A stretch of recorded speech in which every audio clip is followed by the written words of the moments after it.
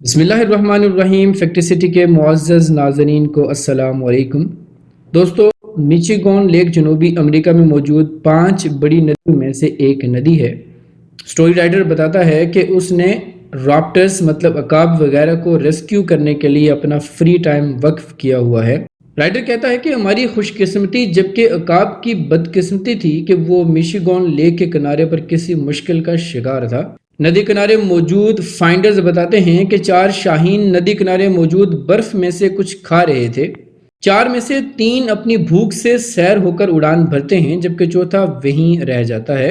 بظاہر یہ لگ رہا تھا کہ اس پرندے کے ساتھ کوئی مسئلہ درپیش ہے۔ وہاں موجود فائنڈرز نے حالات کا جائزہ لیا اور مزید دیر کیے بغیر ری ہیبلیٹیشن سینٹر میں رابطہ کیا، جہاں ان کی ڈائریکٹر اور میں قطبی بھمر بنانے میں مشغول تھے۔ ریبیکا لیسارڈ، جو کہ ری ہیبلیٹیشن سینٹر کی ڈائریکٹر تھی، کہنے لگی، اگر ممکن ہو تو آپ اس پوائنٹ کا وزٹ کر کے آؤ، شاید یہ آپ کے لیے کسی ایڈونچر سے کم نہ ہو۔ یہ کہانی میری آنکھوں دیکھا حال ہے۔ جب میں وہاں پہنچا تو حالات کا جائزہ لیا۔ عقاب ندی کنارے سے قریباً 100 فٹ دور ندی میں موجود برف کے تودے پر بیٹھا تھا۔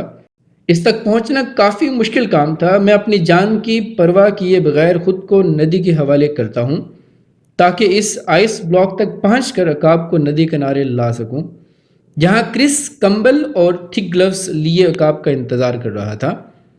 بلاخر ہم اس قابل ہوئے کہ عقاب کو قائل کر سکیں کہ وہ ندی کنارے جائے تاکہ ہم اس کو پکڑ سکیں اور اس کی مدد کر سکیں۔ جب اسے پکڑ لیا گیا تو معلوم ہوا کہ اس کی دم پر برف کا ایک گولا چپک چکا ہے جو اس کے جسم کا حصہ معلوم ہوتا ہے۔ اس کے وزن کی وجہ سے اس کا اڑان بھرنا مشکل تھا اور برف کو اس کے جسم سے علیحدہ کرتے ہوئے بھی پرابلم درپیش تھی، کیونکہ وہ برف کا گولا اس کے جسم کا ہی حصہ معلوم ہو رہا تھا اور اس کو اتارتے ہوئے اس کی جلد کے ساتھ اترنے کا خدشہ تھا۔ لہٰذا اس کو سینٹر لے کر جانا ضروری تھا۔ جب اس کو سینٹر لے جایا گیا تو حالات کے پیش نظر اسے ایک کریٹ میں رکھ کر آگ کے قریب رکھا گیا تاکہ برف پگھل جائے، مگر ساری رات رکھنے کے بعد بھی برف کا بڑا حصہ ساتھ ہی جڑا رہا۔ اگلی صبح جیمی مونلی نے بھی ہمیں جوائن کر لیا تاکہ اگلے سٹیپ میں وہ ہمارا ساتھ دے سکے تاکہ عقاب کو ڈی فروسٹ کیا جائے۔ اس آئس بال کے اوپر نل سے گرم پانی کا استعمال کیا گیا، تب جا کر وہ آئس بال اس کے جسم سے علیحدہ ہوا۔